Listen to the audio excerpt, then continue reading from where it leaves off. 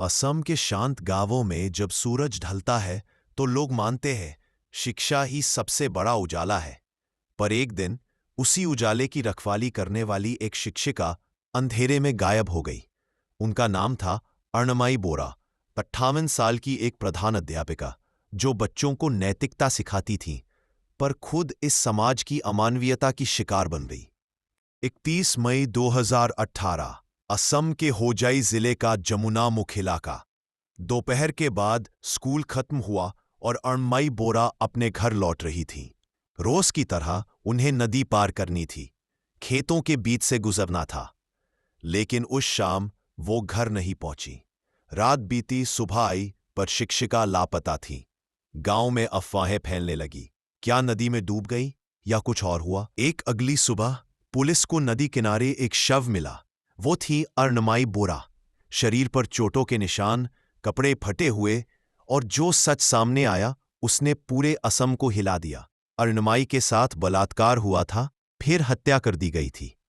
Police ने जांच शुरू की। 2 नाम सामने आए, मोइनुल हक और सलीम उद्दीन।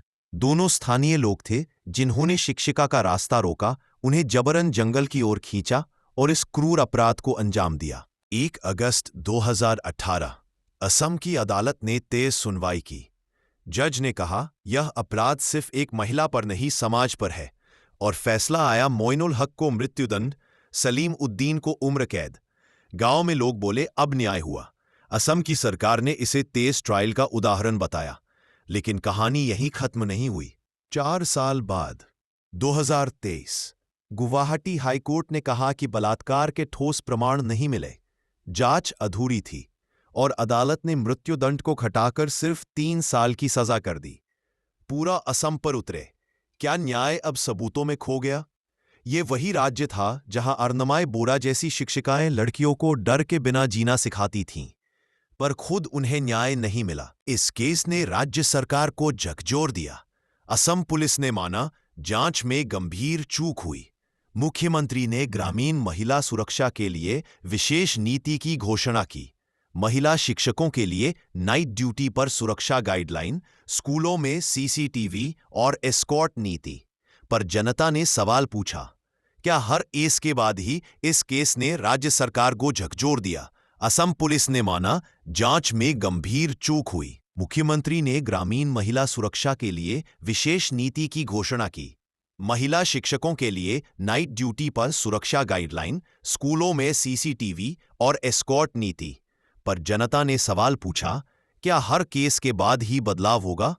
अर्णमाई बोरा अब नहीं है, पर उनकी कहानी अभी अधूरी नहीं। वो सवाल बन गई हैं हर उस महिला के लिए जो अकेली घर लौटती है, हर उस मां के लिए जो चाहती है कि बेटी सुरक्षित हो।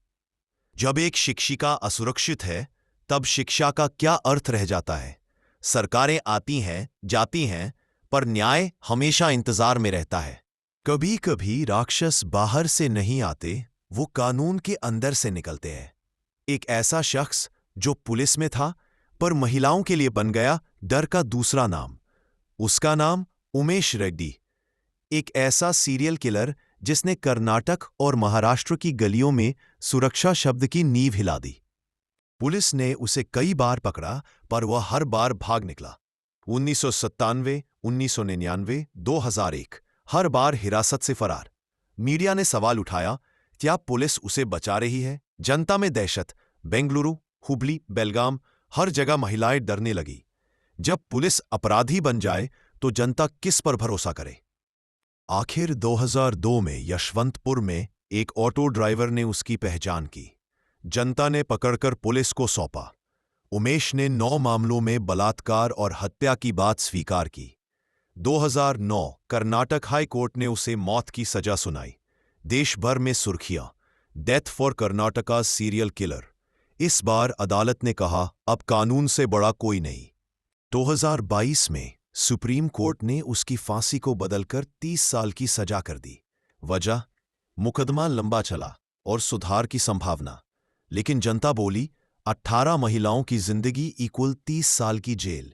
सोशल मीडिया पर हैशटैग चला, #Justice for Victims। कानून ने सजा दी, पर क्या न्याय हुआ? इस केस ने कर्नाटक पुलिस में वॉच सिस्टम लागू करवाया, बार बार भागने वाले कैदियों की विशेष निगरानी सूची बनी। रिपीट सेक्सुअल ऑफेंडर्स एक्ट पर चर्चा शुरू हुई। नेटफ्लिक्स पर Indian predator beast of Bangalore series बनी, जिससे यह मामला फिर से चर्चा में। कभी वो पुलिस में था, अब पुलिस उसके नाम से कांपती है। उमेश रेड्डी अब जेल में है, पर उसने हमें सिखाया अपराध सिर्फ बाहर से नहीं आता, कभी कभी वो वर्दी के अंदर भी छिपा होता है। जब कानून के रखवाले अपराधी बन जाएं, तब समाज को खुद अपनी रखवाली करनी पड़ती है। भारत, जहां बच्चे भगवान माने जाते हैं, पर 2018 की एक सुबह इस आस्था को एक 8 साल की बच्ची की चीख ने तोड़ दिया। उसका नाम था आसिफा बानो, जो जम्मू कश्मीर के कठुआ जिले के एक छोटे से गांव रसाना में रहती थी। वो खेलते हुए लापता हुई। 7 दिन बाद उसकी लाश जंगल में मिली और देश की आत्मा हिल गई। घटना की सच्चाई 10 जनवरी 2018। आसिफा अपने घर से घोड़े चराने निकली थी। रास्ते में उसे बहला फुसलाकर एक मंदिर परिसर में बंद कर दिया गया। अगले 5 दिनों तक उसे नशा देकर बार बार बलात्कार किया गया। अंत में 17 जनवरी को उसकी हत्या कर दी गई और शव जंगल में फेंक दिया गया। मामला जम्मू कश्मीर पुलिस के क्राइम ब्रांच को सौंपा गया। चार्जशीट में लिखा गया कि अपराध का उद्देश्य बकरवाल समुदाय को डराना और उन्हें गांव से भगाना था।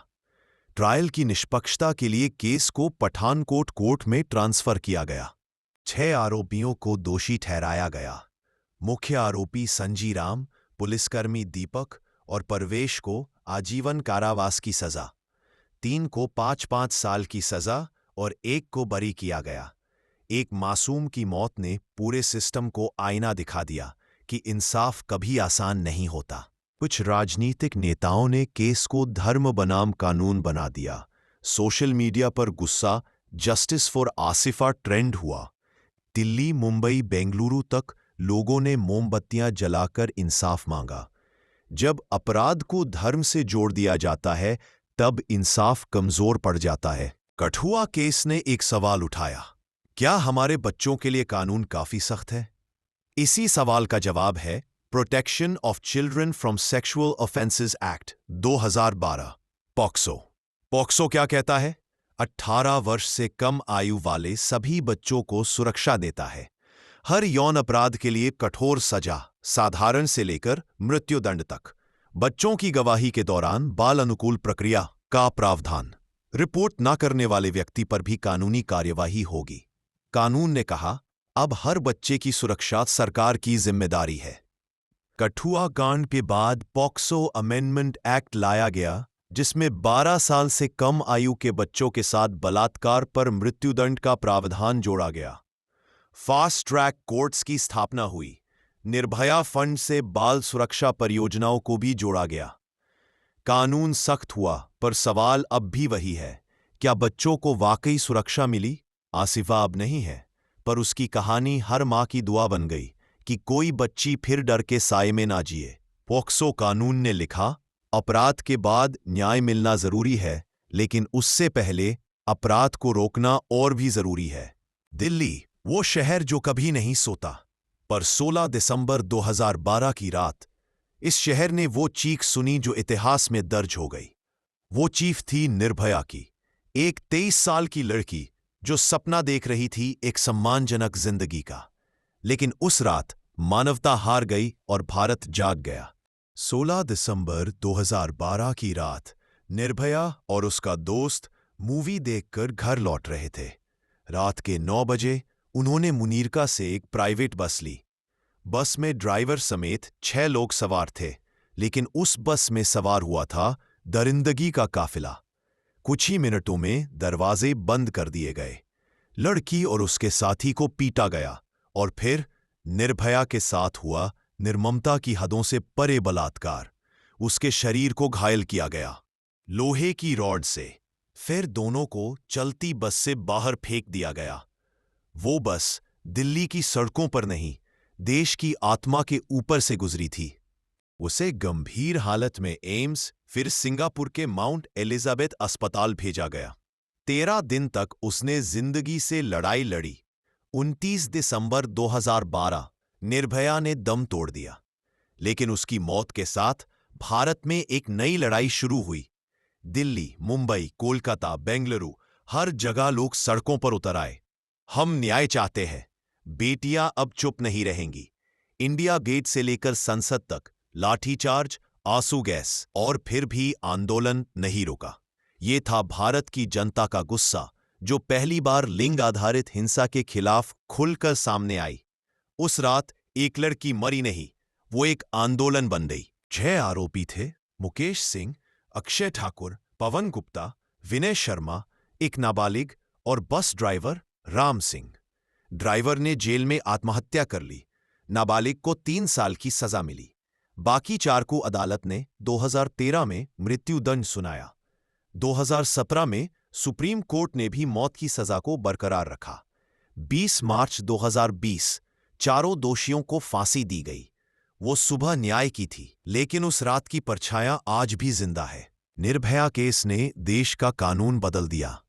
सरकार ने बनाई जस्टिस JS वर्मा कमेटी, जिसने सिर्फ 29 दिनों में एक रिपोर्ट तैयार की। उसके आधार पर आया क्रिमिनल लॉ अमेंडमेंट एक्ट 2013। बलात्कार की परिभाषा विस्तारित हुई। डेथ पेनल्टी और फास्ट ट्रैक कोर्ट्स का प्रावधान हुआ। महिलाओं की सुरक्षा के लिए निर्भया फंड की स्थापना हुई। उसकी मौत ने कानूनों को नहीं, सोच को भी बदलने की कोशिश की। क्या सच में बदला भारत? 12 साल बाद भी निर्भया की मां कहती है, कानून तो सख्त हो गया है, पर बेटियां अब भी सुरक्षित नहीं हैं। हर दिन अखबारों में नए मामले आते हैं। कठुआ, उन्नाव, हाथरस, हर नाम एक नया घाव बन गया है। हमने सजा दी दरिंदों को, लेकिन क्या हमने बदला समाज की मानसिकता को?